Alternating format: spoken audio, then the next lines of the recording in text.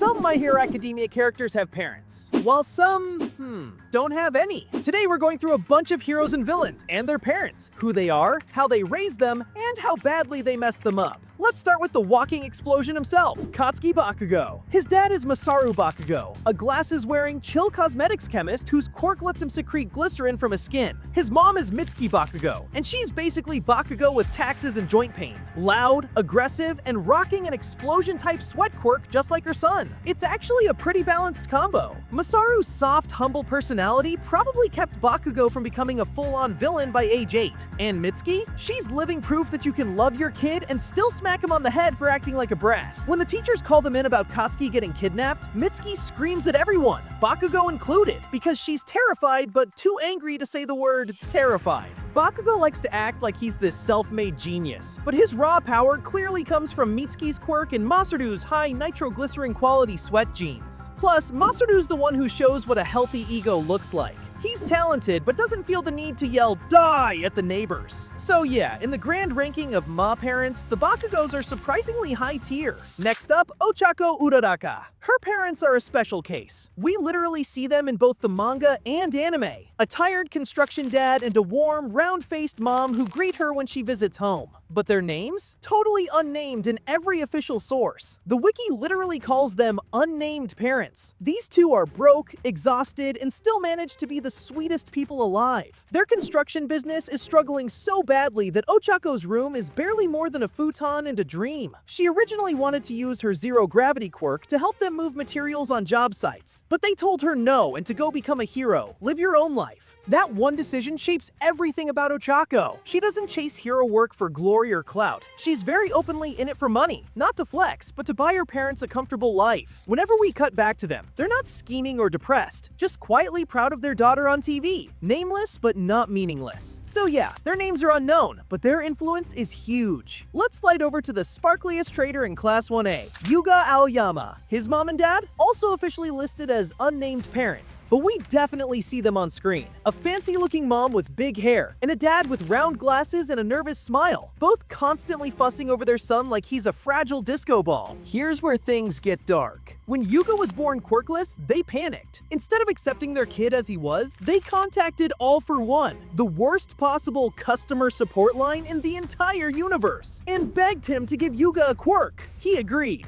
in exchange for turning Aoyama into his spy inside UA. So behind the glitter and cheese, the Aoyama family lives in constant terror. They shower him with gifts and praise because they genuinely love him. But every smile is hiding the knowledge that one wrong move and All for One could kill all three of them. His parents are seen, but unnamed for a reason. They're not big villains or heroes. They're just ordinary, terrified people who made one colossal, unforgivable mistake. Now, Izuku Midoriya. His mom is Inko Midoriya, one of the most emotionally realistic moms in shonen. His dad is Hisashi Midoriya, who supposedly has a fire-breathing quirk and works overseas. And that's basically all we know. No face in the anime, no detailed flashback, nothing. Hisashi exists in the story, but both his whereabouts and his role in Izuku's life are totally unknown. Inko, though, we see a lot. She's supportive when Deku's a kid, crying with him when they learn he's quirkless. Then, after years of villain attacks, she's the one who actually says what every sane parent would. I can't just hand my son over to a school that gets attacked every semester. It's only after All Might bows his head and promises to protect Izuku that she lets him go back to UA. Inko doesn't have a flashy quirk. She doesn't punch monsters. She just worries, apologizes, and tries to keep her kid alive. In a world full of superpowered insanity, that's about as heroic as it gets. So yeah, Hisashi might be the biological dad, but emotionally, All Might and Inko are the ones filling that role.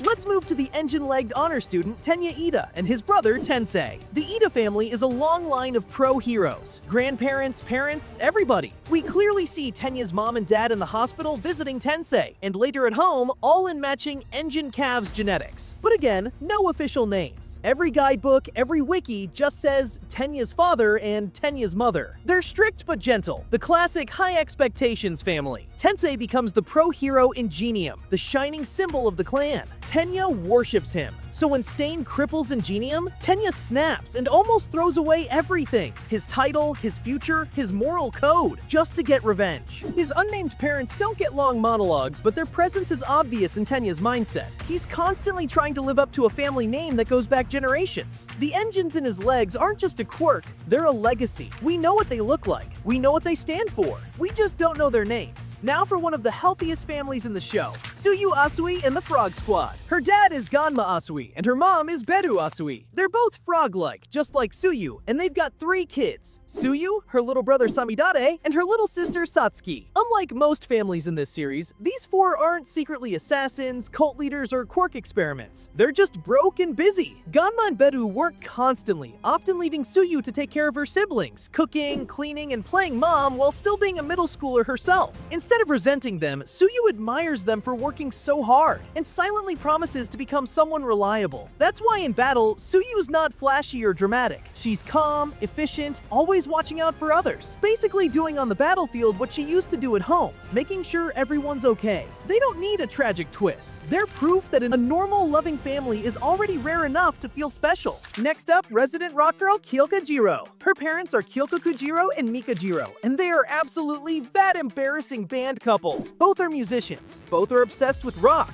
and the family house is basically a recording studio with child-friendly settings. As a kid, Kyoka assumed her parents wanted her to follow in their footsteps and become a musician too. So when she decides she wants to be a hero instead, she actually apologizes to them. And their reaction? They burst out laughing and tell her they just want her to be happy. Kyotoku tries to act like a stern dad, but the moment he sees his daughter rock out at the UA Cultural Festival, he cries harder than the audience. Mika's the calm one, but she's just as proud. They're a rare example of parents who don't project their dreams onto their kid. They hand her a guitar, a sound system, and the freedom to choose. Alright, time to flip the tone again. Keigo Takami, aka Hawks. His dad is simply known as Takami, a low-level villain wanted for theft and murder. His mom is Tomie Takami, a woman with a floating eyeballs quirk who helped hide Takami from the law. They're both absolutely terrible at being parents. Hawks grows up in a filthy, cramped house, constantly yelled at and occasionally hit. His father only sees him as proof that he can't leave the house. His mother is too anxious and dependent to protect him. When Endeavor eventually arrests Takami, the Hero Commission swoops in, gives little Keigo a plush All Might doll, and basically says, "You don't need family, you have us now." They train him as a living weapon, spying, killing, and doing backroom deals until he barely remembers what a normal childhood looks like. Keigo's wings are supposed to symbolize freedom, but his parents and the Commission turn them into shackles. It's hard to say which is worse, the criminal dad who never loved him or the agency that turned him into the perfect tool. Now let's talk about corporate Joker, Rikiya Yotsubashi, better known as Destro. He's the descendant and, in some interpretations, the son of Chikara Yotsubashi, the infamous villain Destro who founded the original Metal Liberation Army. Canon never actually gives us her mother's name. She's an unnamed mother we do see briefly in flashbacks. Chikara himself was raised by his mother, the mother of quirks, who coined the term quirk and was executed for daring to stand up to the system. He grows up angry and turns that anger into an ideology. Quirks should be free. People shouldn't be regulated. By the time Rikiya comes along, that ideology has become a religion. He's handed a book, a mask, and a legacy and told, "You are Destro's heir. Your life's purpose is to finish what he started." Whether his unnamed mother agreed with that or not, we never find out. Rikiya grows up not as a son, but as a symbol. No wonder he ends up screaming, laughing, and melting his own body in battle. He literally doesn't know who he is outside of the Yotsubashi brand. Time for the heaviest family story in the series. Nana Shimura, Kotaro, Nao, and the kids, Hana and Tenko. Nana and her unnamed husband. Nana Shimura, the 7th user of One for All, did have a husband, but he's only ever referred to as her unnamed husband. No face, no quirk, no personal scenes, just the information that he was murdered, and that this is part of why Nana chose to give her son away. Both his name and appearance are basically unknown in canon. Afraid All for One would target her family, Nana leaves her son Kotaro Shimura with another family, choosing hero duty over motherhood. From her point of view, it's the only way to keep him safe. From his point of view, Mom abandoned him and never came back. Kotaro grows up bitter. He marries Nao Maji, who becomes Nao Shimura after the wedding, and they have 2 kids, Hana and Tenko. Nao's parents, Chizuo Maji and Mako Maji, move in with them, trying to help raise the kids. All 3, Nao, Chizuo, and Mako, are shown on screen, but Kotaro can't let go of his hatred. Tenko loves heroes, just like his grandmother Nana, and Kotaro beats him for it. Nao tries to shield her son, Hana tries to keep the peace, the grandparents look on helplessly, but nobody stops the cycle in time. And then Tenko's decay quirk awakens. In one horrifying afternoon, he accidentally disintegrates the family dog. Then Hana, then his grandparents, and finally both parents, Kotaro and Nao, leaving nothing but dust and trauma. The only thing left of this family is Tenko himself, picked up by All for One and turned into Tamura Shigaraki. This is what happens when abandonment, fear, and abuse pile up across 3 generations. Now All for One. His mother was an unnamed sex worker in a red light district, cruelly nicknamed Shigaraki Tanuki because she sat still like a statue while waiting for customers, especially when pregnant. It was never a name of affection, only mockery.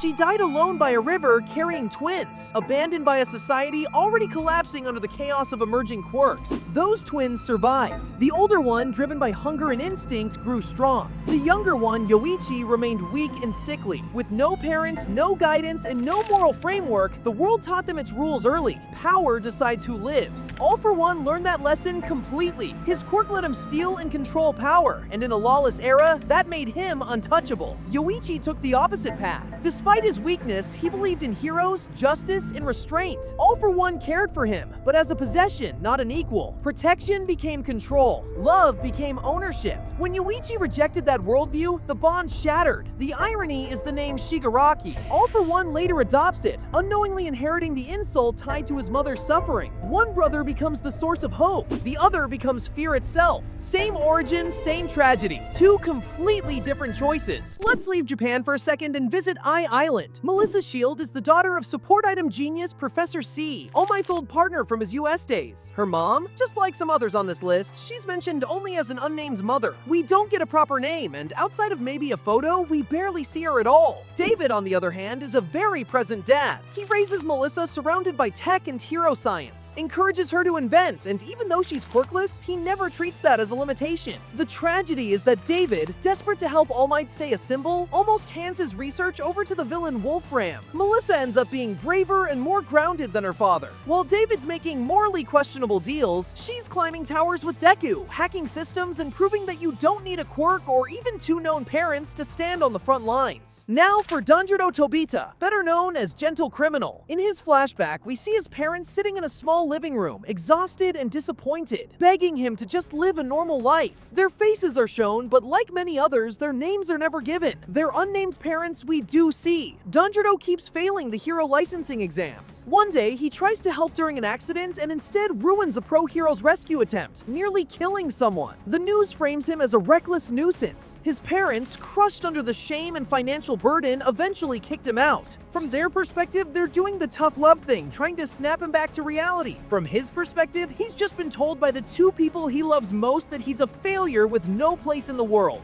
That's the day Danjiro stops trying to be a hero and becomes a villain. Not for money or power, but just so people will remember his name. Let's talk about Kaina Tsutsumi, aka Lady Nagant. Her parents, completely unknown. No names, no faces, no silhouettes, no family flashback at all. All we ever see is Kaina as a young girl recruited by the Hero Public Safety Commission, trained as their secret assassin and used to eliminate problems behind the scenes. Without any trace of parents, the commission becomes her twisted mother and father. They raise her on a diet of lies like this is for the greater good until she can't tell heroism from murder anymore. When she finally breaks and shoots her own boss, it's basically a rebellious child turning on the toxic parent who exploited her. In a story full of messy families, Kaina's tragedy is that she doesn't seem to have one at all. Now for the little kid who punched Deku in the balls, Kota Azumi. His parents were the married hero duo Waterhose. That's their hero name. Their civilian names are never given, but we do see them in flashback fighting the villain Muscular to protect a village. They die in the process, scarring Kota for life. So here it is. We see them, know their hero identity, but their real names stay unknown. Everyone praises Waterhose as noble heroes, but no one ever asks Kota if he's okay with the fact that his parents chose saving strangers over coming home. He grows up hating heroes, seeing them as selfish glory hogs who abandon their families. After their deaths, Kota is taken in by Shino Sosaki, the pro hero Mandalay, who is his aunt in the manga. She becomes his foster mom, cooking for him, worrying about him, and trying to explain that his parents didn't want to leave him, they died helping people. It's only after Deku nearly sacrifices himself to save Kota from Muscular, the same villain who killed his parents, that Kota finally understands what they did. He writes Deku a thank you note and starts wearing a little All Might hat again. His biological parents may be gone and nameless, but through Mandalay and Deku, he slowly gets a family back. And finally, the most famous disaster family in the whole series, the Todorokis. The father is Enji Todoroki, better known as Endeavor. The mother is Rei Todoroki. Together they have 4 kids, Toya, Fuyumi, Natsuo, and Shoto. Their names, faces, and trauma are all very, very well documented. Enji doesn't marry for love, he marries Rei for genetics. His whole goal is to create a child who can surpass All Might using a combination of his hellfire and Rei's ice. Toya, the eldest, inherits fire flames hotter than Enji's, but his body can't handle them. Instead of pulling back, Enji keeps pushing, telling his son that he can't be a hero. When Toya breaks down and seemingly dies in a fire on Sakoto Peak, Rei falls apart. Enji buries himself in work and training Shoto, the perfect 4th child with both fire and ice. Rei, trapped in a loveless house with a husband obsessed with power, eventually snaps and burns Shoto's face during a mental break, then gets locked away in a hospital. And if you had subscribed, all these won't have happened, so make sure to subscribe now. Anyways, Fuyumi tries to play mediator, holding forced family dinners together with pure optimism. Natsuo openly resents his father. Shoto grows up viewing his left side, his fire, as nothing but a symbol of Endeavor's obsession. And Toya? He survives, becomes Dabi, and dedicates his life to destroying the brand called Endeavor. The Todoroki family is what happens when a parent treats kids like tools, not people. Enji eventually tries to atone. Rei starts confronting her own guilt, and the kids slowly decide whether they'll forgive him or not. But the damage doesn't magically disappear just because Dad finally said, "I'm sorry." So yeah, My Hero Academia might be about kids learning to be heroes, but behind every promising student and terrifying villain, there's a set of parents named, unnamed, seen, or completely unknown who pushed them, failed them, or died for them. Some, like Tsuyu's or Jiro's families, quietly build their kids up. Others, like Hawk's and Shigaraki's, break them down before they ever get a chance. Which MHA parents do you think did the best job? And who absolutely fumbled the bag? Let me know in the comments. Also, do you know all of Class 1A Ultimate moves? Well, click on this video where we explain all that.